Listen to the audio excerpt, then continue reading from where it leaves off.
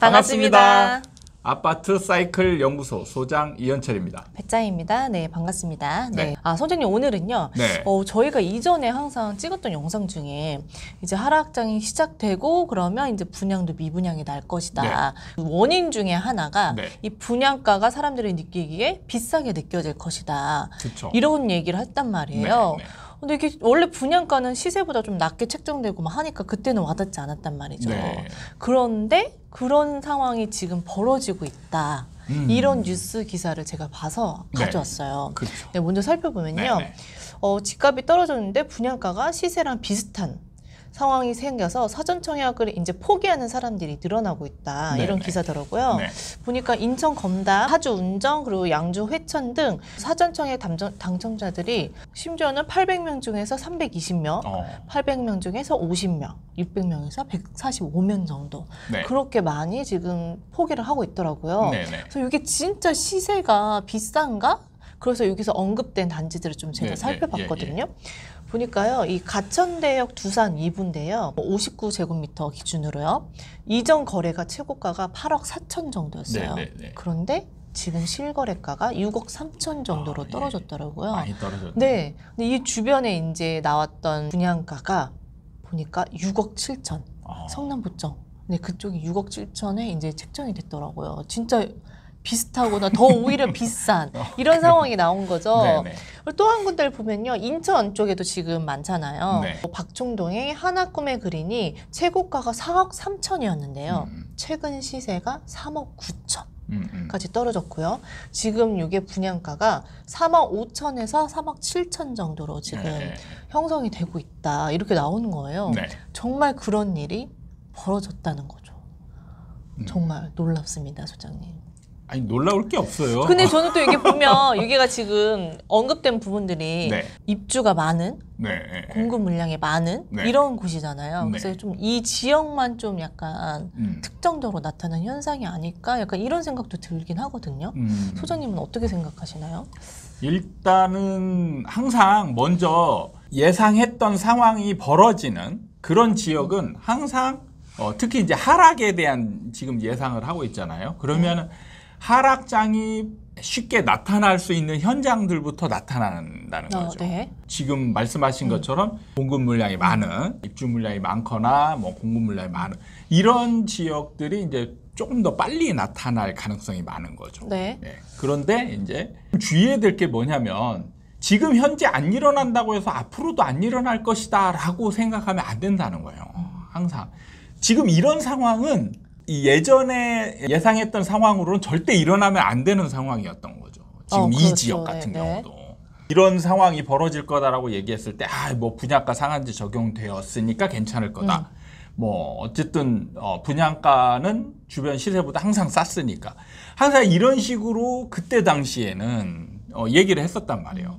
그래서 제가 이렇게 변할 것이다 라고 얘기하면 그게 실감이 안 되는 거죠. 맞아요. 그게 이제 문제인 거예요.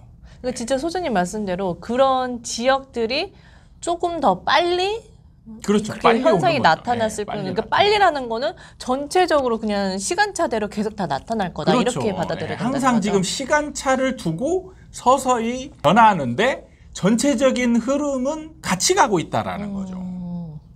예를 들면 일반 아파트도 강남 불패론이 있었지만 강남도 떨어진다라고 제가 얘기했을 때 사람들은 믿지 않았거든요. 근데 지금은 이제 강남 불패를 믿는 사람이 이제 별로 없는 거죠. 이제는.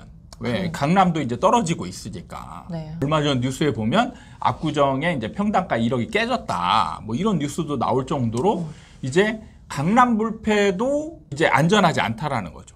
그러니까 시간차를 인정하지 못하고 항상 현실 중심으로 미래를 좀 파악하려고 했던 분들이 나타나는 실수가 그런 시간차, 그 다음에 나중에 변하는 상황 이런 것들을 인정을 못한다는 거죠. 그런가? 딱 이런 기사를 보면 여기가 지금 물량이 많고 여기만 잠깐 그런 거야 이렇게 짚고 넘어가면 아주 잘못 판단한다는 거죠, 이게. 그러니까 이런 일이 왜 벌어지는가를 정확하게 알고 있어야 돼요.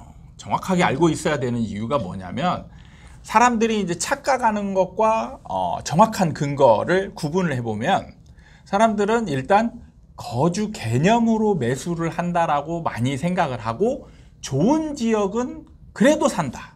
이렇게 생각을 했던 거예요. 맞아요. 네. 네. 근데 저는 거주 개념보다는 우리나라는 이제 집의 매수의 목적이 거주는 후순위고 시세 차익이 선순위인 투자 상품으로 완전히 자리 잡았다라는 거예요. 그렇기 때문에 아무리 좋은 지역도 오를 것 같지 않은 상황이 벌어지면 안 산다는 거예요. 그러니까 이기는 살기 좋으니까 사는 거야가 아니라 살기 좋았기 때문에 시세 차익이 많을 거야. 그래서 그렇죠. 사람들이 좋아했던 네, 거지. 그렇죠. 그게 없으면 네. 사지 않을 거다. 그러니까 상승장에서는 살기 좋고 사람들이 선호하는 지역이 많이 올라가요. 많이 올라가니까 그때에 형성됐던 논리나 이론이나 이런 것들이 좋은 집이 더 좋구나. 너무 이제 확대해서 가는 게 좋은 집이 선호되고 많이 몰리니까 안 떨어질 거야 라는 쪽으로 이제 확대 해석이 되는 거죠. 그렇죠. 여기는 끄떡 없어. 그렇죠. 그런데 이것도 소용없다라는 거죠.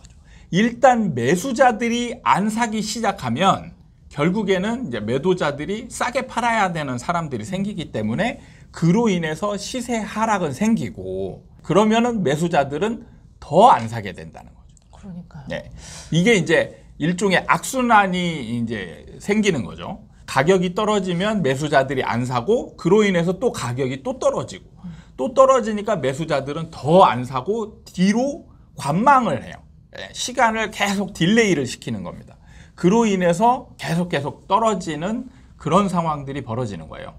그래서 분양가도 조심해야 될 게 시세 차익이 정말 월등하게 많은 거의 2배 이상 차이 나는 그런 상황이 아니면 위험하다라고 얘기했던 게 어느 정도 지금 그 단계에서는 주변 가격보다 좀 저렴했지만 지금 이번에 나온 뉴스도 실제로 보면 그때 당시에 주변 가격보다는 한 20에서 30% 저렴한 가격들이었단 말이죠.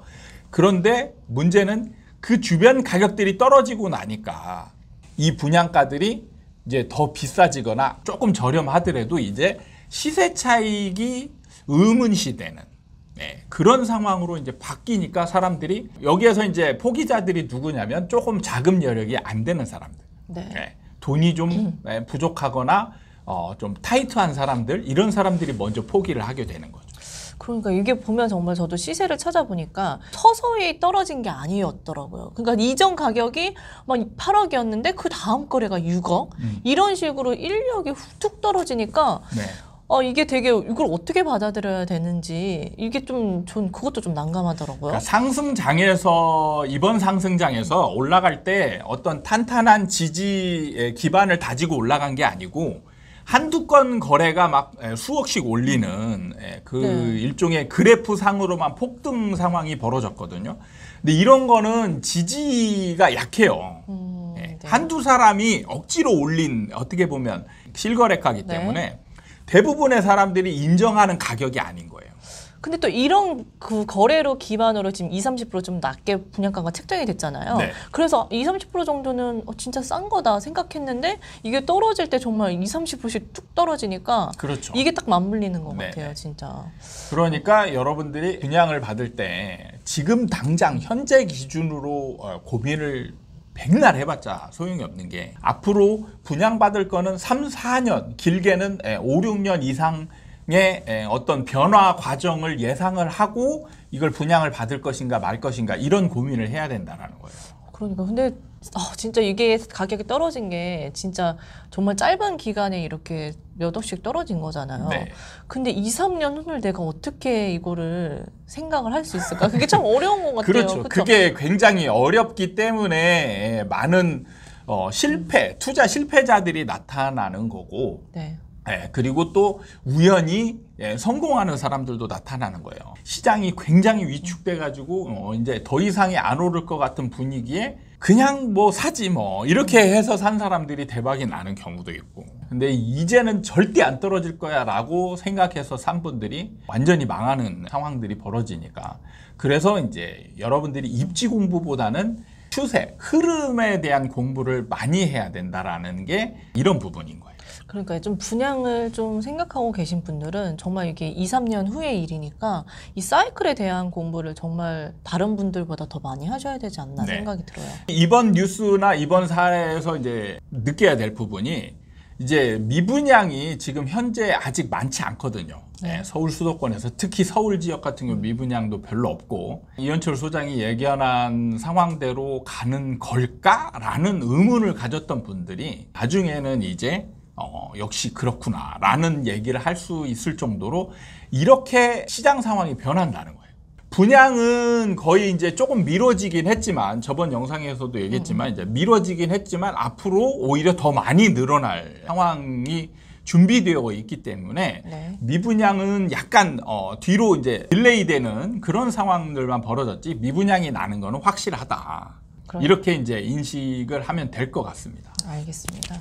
오늘은 진짜 이 분양가에 대해서 얘기를 해봤는데요. 시세보다 비싼 분양가. 이걸 진짜 저희가 올해 이런 얘기를 할 줄은 몰랐던 거죠. 그렇죠. 네. 그러니까 이게 거주 개념이면 그때나 지금이나 이 분양가는 시세 변화가 없어요. 그대로잖아요. 그대로잖아요. 네. 근데 이제 포기하는 사람들이 나타난다라는 거죠. 그럼 이분들이 거주의 개념이 바뀌었냐? 갑자기 이사 갈 계획이 생겼냐? 그게 아니라는 거죠. 그러니까 여러분들은 지금 명확하게 이 주택의 매수의 목적을 인지를 정확하게 해야 돼요. 거주 개념인지 아니면 이 투자의 목적인지.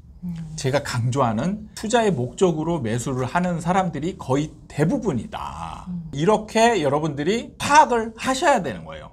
근데 계속 그거를 인정하지 못하고 거주 개념으로 계속 한다면 여러분은 항상 분석하는 데 있어서 오류를 겪게 되는 거예요. 진짜 방금 하신 말씀이 뭔가 진짜 딱 팩트 폭격인 것 같았어요. 이렇게 그전에도 비쌌냐? 그전에 같은 가격이었던 거죠. 네. 그걸 받아들인 내 자신이 변한 거겠죠. 그렇죠. 진짜. 지금 네. 주변 상황이 변하고 그거에 따른 내가 인지하는 이 가격이 이제 상대적으로 비싸졌다라는 거예요. 네. 얘는 변하지 않았는데 상대적으로 지금 비싸진 느낌이 드는 거죠. 그러면은 이제 안 사려고 하는 사람들이 늘어난다는 거예요.